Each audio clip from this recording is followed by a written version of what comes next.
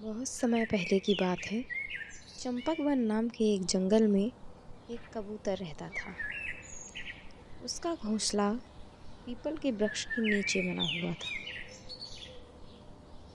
घोंसले में कबूतर और उसके बच्चे बड़े प्रेम से रहा करते थे। बच्चे छोटे थे इसलिए कबूतर को उनकी विशेष देखभाल करनी पड़ती थी। कबूतर रोज आसपास की जगह पर उड़कर जाता, दाना लेकर आता और अपने बच्चों को खिलाता था। कबूतर का स्वभाव बहुत ही विनम्र था, इसलिए जंगल के बाकी सारे जानवर भी उसे अपना मित्र समझते थे। उसकी गैर मौजूदगी में जंगल के बाकी सारे जानवर बच्चों की देखभाल किया करते थे। धीरे धीरे समय गुजरता गया। अब बच्चे बड़े हो रहे थे और आसपास खाने को भी कम मिल रहा था। इसलिए एक दिन अपने बच्चों को अपने बाकी सारे दोस्तों के भरोसे छोड़कर कबूतर नीले ऊंचे आकाश में उड़ चला। खाने की तलाश में वो उड़ता ही जा रहा था, उड़ता ही जा रहा था। अचानक उसे नीले आकाश से धरती पर एक धान का खेत नजर आया। कबूतर ने मन ही मन विचार किया कि क्यों न इस धान के खेत का थोड़ा सा जायजा ले लिया जाए। सो वह अपने पंखों को फैलाता हुआ उस धान के खेत में जा पहुंचा। धान के खेत की फसल लहलहा रही थी और दाना भी पककर बिल्कुल तैयार हो चुका था। कबूतर ने निर्णय किया कि अब कुछ दिन वो अपना डेरा यहीं डालेगा। कबूतर का स्वभाव पहले से ही अच्छा था, इसीलिए उस खेत के बाकी सारे परिंदे भी जल्दी ही उसके मित्र बन गए। अब कबूतर उन सबके साथ रहते हुए उस खेत में सुखमय जीवन व्यतीत करने लगा। उसको खाने की और पीने की कोई कमी नहीं थी। धीरे धीरे समय बीता और अब कबूतर अपने बच्चों को याद करने लगा। उसने अब सोचा कि चलो अब फिर से अपने बच्चों के पास वापस लौटा जाए। इधर दूसरी तरफ जब तक कबूतर अपने घोंसले में नहीं था, बच्चे भी बड़े हो चुके थे, तो दूसरे जानवरों ने उनका ध्यान उस तरह से रखना भी छोड़ दिया था। कबूतर के घोंसले को खुला पाकर एक दिन एक खरगोश वहां से गुजरा। उसके रहने का कोई ठिकाना नहीं था, सो उसने कबूतर के ठिकाने में ही अपना आशियाना ढूंढ लिया। उधर कबूतर जब अपने आशियाने को लौटा तब उसने देखा कि पहले से ही कोई वहां पर मौजूद है। पहले तो उसे खुद पर ही शक हुआ कि कहीं वो किसी और के घर में तो नहीं आ गया, लेकिन जब गौर से उसने देखा तो उसने जाना कि वो अपने घर पर ही है, लेकिन कोई और है जो उसके घर पर आ चुका है। कबूतर जब उड़कर अपने घोंसले के पास पहुंचा तो उसने देखा कि एक खरगोश वहां पर है। कबूतर विनम्र स्वभाव से खरगोश से पूछता है कि भाई, तुम यहाँ क्या कर रहे हो? ये मेरा घर है। खरगोश बहुत ही घमंडी था। उसने कबूतर का मजाक उड़ाते हुए कहा कि तुम्हारा घर? किसने कहा तुम्हारा घर? मैंने तो तुम्हें यहाँ पहले कभी नहीं देखा। खरगोश ने कहा कि ये मेरा घर है और मैं यहाँ वर्षों से रहता आ रहा हूँ, इसीलिए तुम जाओ कहीं और अपना आशियाना ढूंढो। खरगोश की इस बात पर कबूतर को बहुत क्रोध आया।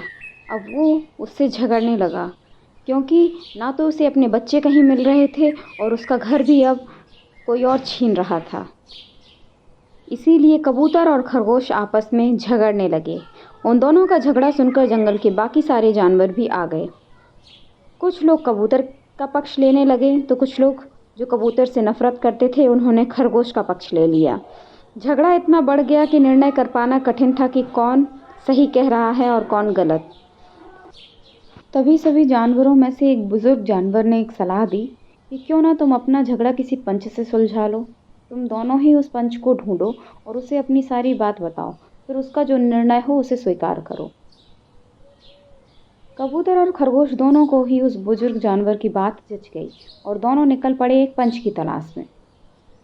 अपने निर्णयकर्ता को खोजते खोजते वे दोनों एक नदी के तट पर जा पहुंचे और नदी के तट पर भगवा वस्त्र धारण किए हुए एक सन्यासी दिखाई दिए।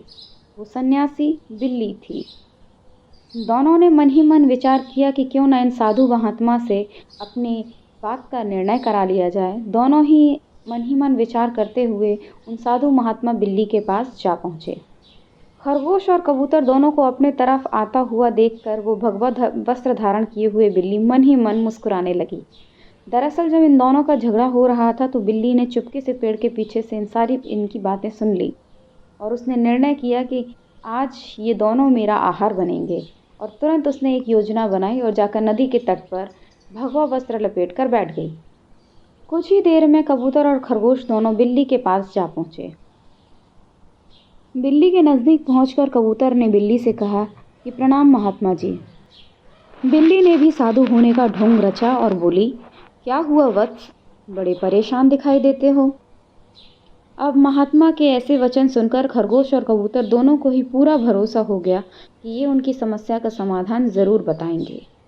सो कबूतर और खरगोश ने बारी बारी अपनी समस्याएं बिल्ली को बताईं। महात्मा बिल्ली दोनों की समस्याएं सुन तो रही थी, लेकिन मन ही मन योजना बना रही थी कि मौका कैसे आए और मैं इन दोनों को अपने पेट में ले लूं। महात्मा बिल्ली अपनी समाधि से उठी और उन्होंने कहा कि तुम दोनों का विषय बहुत गंभीर है। मुझे तुम दोनों की समस्या का निर्णय लेने के लिए तुम दोनों से एकांत में अलग अलग बात करनी होगी। कबूतर और खरगोश दोनों को ही बिल्ली की ये बातें जच गईं और वे दोनों बिना उसकी चाल को भांपे उसके साथ अकेले अकेले अलग अलग स्थानों पर चल दिए। जैसे ही बिल्ली सबसे पहले कबूतर को अपने साथ ले गई, कबूतर उसे अपना दुखड़ा बताने के लिए आतुर हुआ ही था कि बिल्ली ने एक ज़ोरदार पंजा उसके मारा। पंजे के आघात से कबूतर तुरंत वहीं बेहोश हो गया और छटपटाकर मर गया और बिल्ली ने बड़े ही आनंद से कबूतर का भोजन किया और वापस अपना मुंह पोंछकर भोली भाली बनकर चूहे के पास वापस आ गई। महात्मा बिल्ली ने जो चाल कबूतर के साथ चली थी, अब वही चाल उसने चूहे के साथ भी चली। उसने चूहे से कहा कि बताओ वत्स, तुम्हारा क्या परेशानी है। ज्यों ही चूहा उसे बताने के लिए आतुर हुआ, त्यों ही बिल्ली ने एक ज़ोरदार पंजा चूहे को मारा। चूहा छटपटाता हुआ ज़मीन पर गिर गया और थोड़ी ही देर में उसके प्राण पखेरु उड़ गए। इस तरह से आज तो बिल्ली की चांदी हो गई। उसने अपने नाश्ते का और भोजन दोनों का प्रबंध कर लिया। प्यारे बच्चों, बिल्ली तो बहुत खुश हो गई और उसने अपने मन का कर लिया, लेकिन इस कहानी से आपको क्या शिक्षा मिलती है? प्यारे बच्चों, कहानी हमें ये सिखाती है कि दो लोगों के बीच का झगड़ा आपस में ही सुलझ जाए तो बहुत अच्छी बात होती है, और अगर इसमें किसी तीसरे व्यक्ति की एंट्री हो गई तो जान से भी हाथ गंवाना पड़ सकता है। इसीलिए दो लोग अपना झगड़ा आपस में ही सुलझा लें तो बहुत अच्छी बात है।